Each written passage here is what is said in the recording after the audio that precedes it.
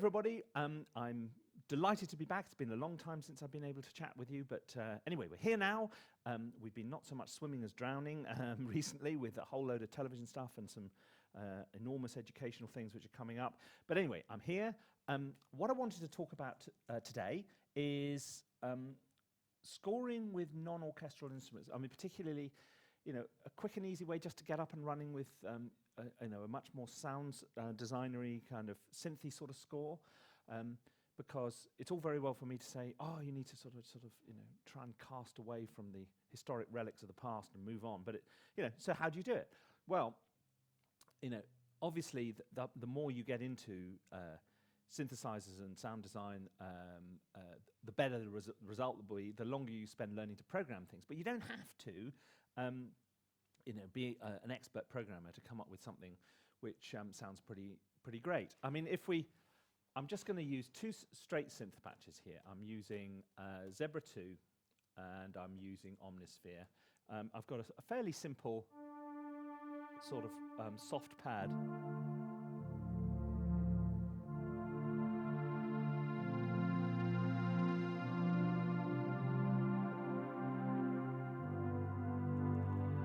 What I was going to do is try and find a way of using that pad and probably layering another one on top to make a sort of interesting texture, which could equally well replace what you might do with strings. So let's just have a go at this and see where we end up.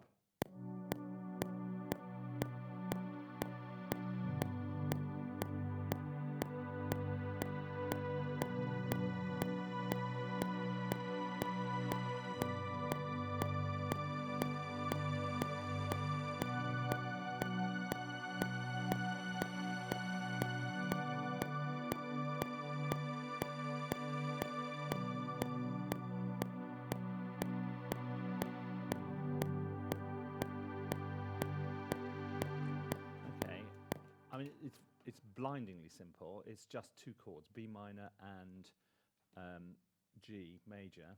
So there's another, I'm using an Omnisphere patch here. Again, very simple, quite an open. Now what I'm going to do,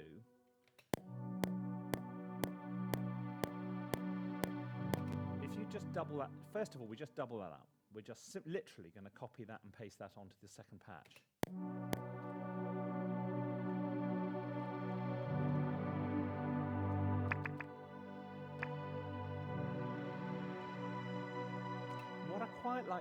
What I quite like doing is layering a number of synths together, but just giving them a different role in each one. So if, for example, we now look at this one and we decide to put some plugins on it. So we'll have AutoPan. Where's AutoPan? Let's try that. So it's going to whiz back and forth now a bit. Okay, so a bit of movement on there, yeah. Now we can try...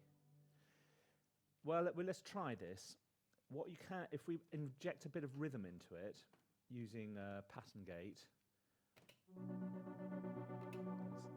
don't like that, but we're going to make it slow. Actually, I know what I'll do. We'll put it on 8th triplet. See how that's a.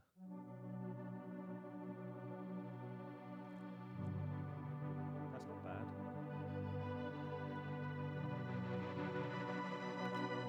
So what else could we do? We could. So they're not actually the same. We could knock the bottom off that one. So actually this little effect just happens in the upper echelons. So I'm just going to put a very simple piece of sort of high pass EQ across it. We've already got delay on it actually.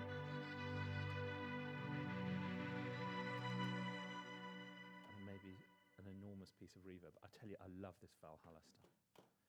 It's really good.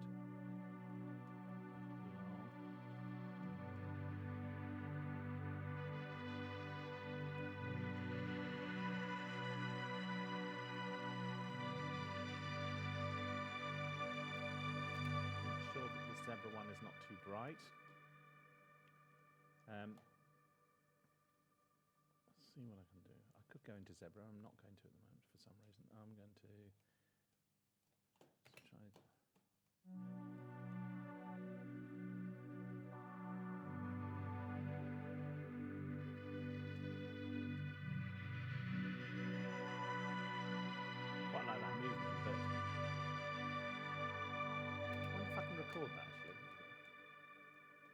Let's try. Let's see if I record. I bet it does actually. Okay, so we.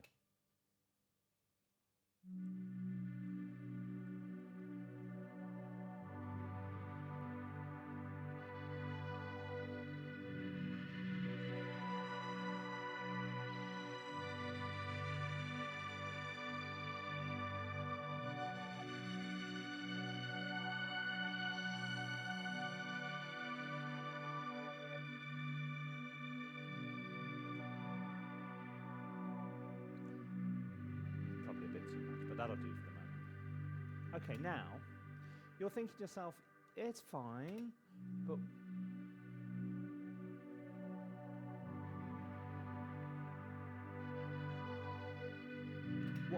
what actually it needs is a slightly more organic element, and that's we can get that in any number of forms. What I'm going to do, I'm going to bring in my famous microphone, and we'll just smash out some kind of little acoustic thing. I've got a couple of whistles here, so we could try one of those, see if this fits. I would encourage you to go and buy things like this because you just never know when you're going to come. This is it's quite a posh one, but it's a D whistle. Just try something and see what happens.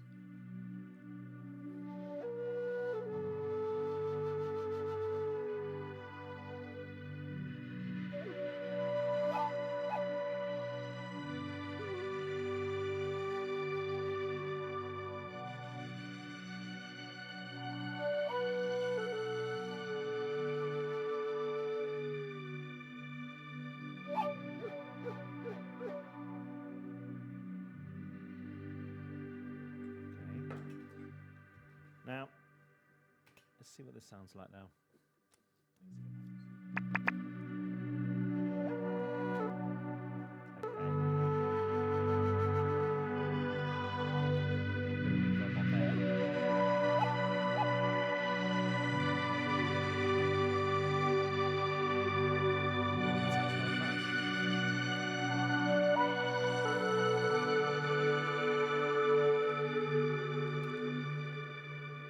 Most of these synths, I also bounce them out. I won't do it at the moment because it takes a bit too long. Actually, I think that one. Oh, bit of me echoing around. Let's take that down a bit. Let's see what happens. Another thing you can do is copy this across to the second track. Okay, another thing you can do. Let's see what happens.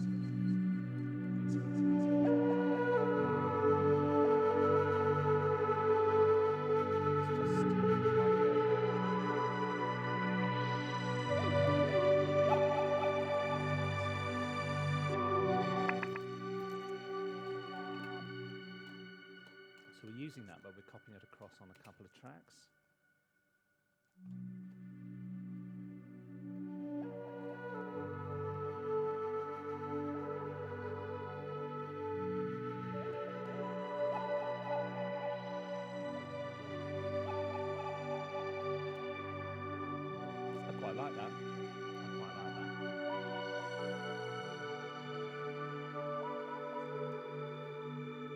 Okay, so, I mean, stop. Okay, so there you go. So what I want you to take away from this is that you don't have to use orchestral instruments to create cinematic sounding music. That if you do start to use synths, layering them and having each synth using, fulfilling a slightly different role within the overall sound is quite an interesting way to go, and you may find it easier to do that.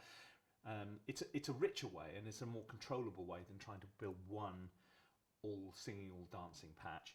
And if you add a single organic acoustic element to the whole thing, it can make a world of difference. It sort of just throws the whole thing into 3D, just like that. Do you like that? 3D. And you'll find it'll improve the music no end. Now,